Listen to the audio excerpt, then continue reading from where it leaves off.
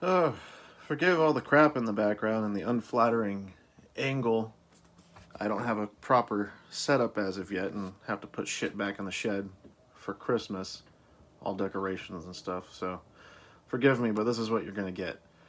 So, Democrats concede with Mitch McConnell to kill Bernie's chances of passing the $2,000 stimulus and instead going forward on a vote on the defense bill so that they can go home early for the new year. Isn't that great? No. Look, sadly enough, I'm not going to say I'm surprised. And the line of argumentation that I usually get from people is, well, are you surprised?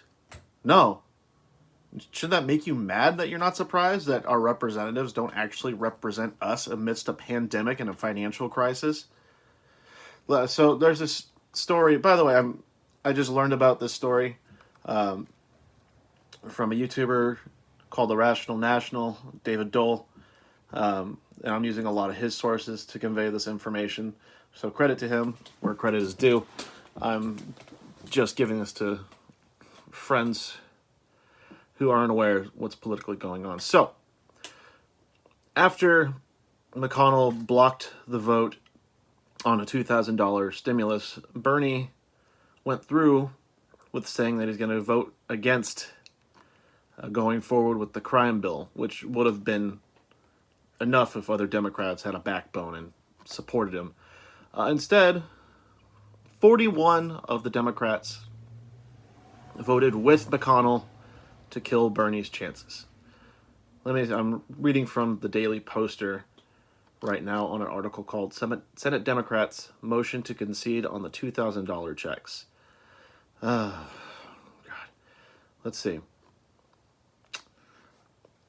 Instead, as Republicans saber-rattled about the need to pass the defense bill, 41 Democrats obediently voted with McConnell, allowing him to move the defense bill forward without a vote on the checks. That included yes votes from Senate Minority Leader Chuck Schumer and Vice President-elect Kamala Harris, the lead sponsor on a bill to give Americans monthly $2,000 checks during the pandemic.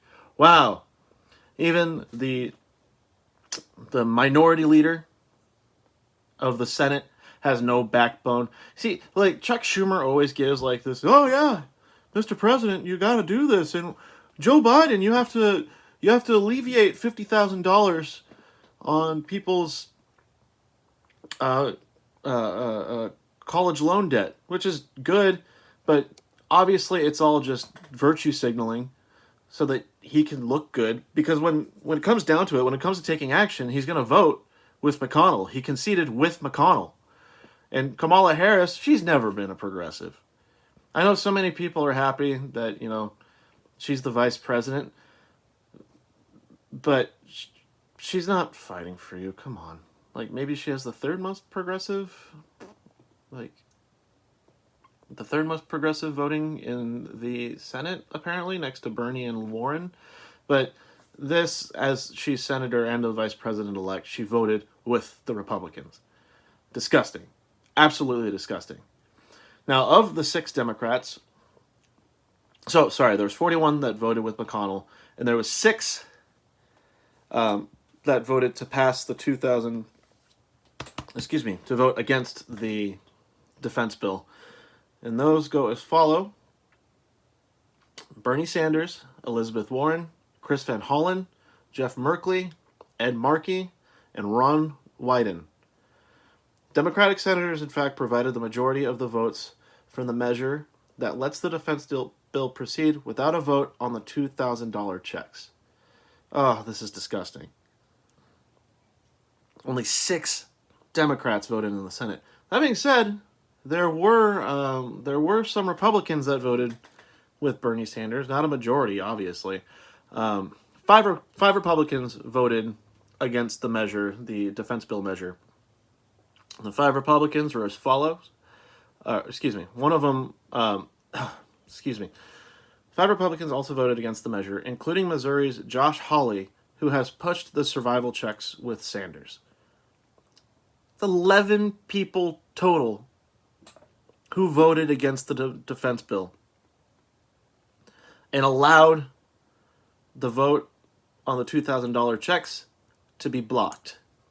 Many of them just wanted to go home and see their families. All the while, there's families that are suffering into the new year while they get to live their really pleasureful lives.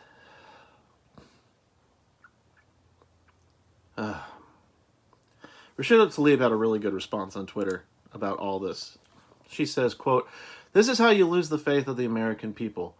How is this going to show Georgians and the nation that Democrats will stand by them in the future when they won't now in the midst of the largest public health and financial crisis of our lifetime?"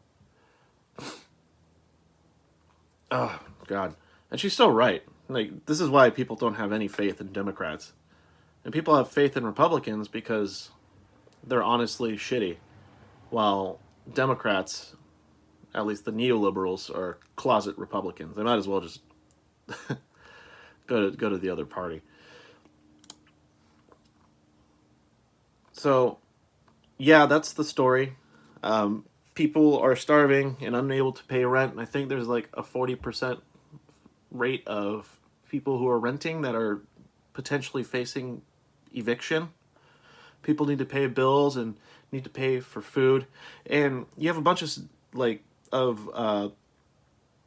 Senate Democrats and, frankly, some in Congress who are saying $2,000 to the people is a huge mistake. All the while we support the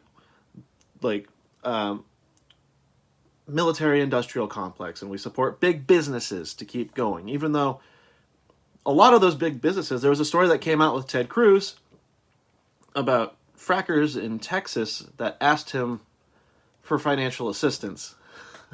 Even though there's been other businesses that have been taking their time to buy out businesses that have folded. Oh, man. It's the corporation, so that way the money will just trickle down. Doesn't happen. We're in a financial crisis and during a pandemic, nonetheless. Shouldn't we incentivize people to stay home? Instead, people are living in fear that they're not going to be able to pay rent, not going to be able to pay their bills, not able to put their food on the table, not able to support their children during a pandemic. That they have to go out and look for work. That they have to go out and make themselves susceptible to COVID, even though we have one of the highest death rates. We have pretty much the highest death rate compared to other countries, but the numbers have been increasing for people getting contaminated. This is absolutely disgusting. And this is why I tell people, even though a lot of my friends prefer to be apolitical and not look into politics all that much, and I can't blame them when shit like this happens, but this is why I tell people, you gotta at least do something. Politics is very unappealing. Like, I get it. There was a good point in my life where I decided to be hands-off of politics and be naive of everything going on and listen to talking points and be like, oh, that sounds convincing. But then I did the minimum amount of research. I'm just like, what the fuck are we doing in this country? This is why I tell people, look at who represents you. Look at who's on the Senate. Be sure that if they're a terrible person, you fight and primary their ass if they're terrible, while getting people like Bernie Sanders into office. The person who's been fighting the hardest is Bernie Sanders. He's the one who acted and tried to block the defense bill going forward. He was willing to threaten his holiday and everyone else's holiday just so that there had to be a vote on that $2,000 stimulus before the defense bill. No, all these people want to go home and see their families. Isn't that cute? No, it's really shitty. Yeah, at least be a little bit informed. Like, I'm not surprised, but I'm pissed. And I'm surprised there isn't a lot more outrage. There will be, though. When this story circulates, there's going to be a lot of people pissed off, and you're going to see a lot of corporate Democrats and Republicans on television defending their decision and being like, oh, the $2,000 per person just isn't realistic. Look at Italy, look at Canada, look at Germany, look at this country, look at that country, who sustains their people with way more money than $600, mind you, per month, mind you. And we're the richest country in the world. Isn't that a little bit peculiar? People are hacks. Fuck them.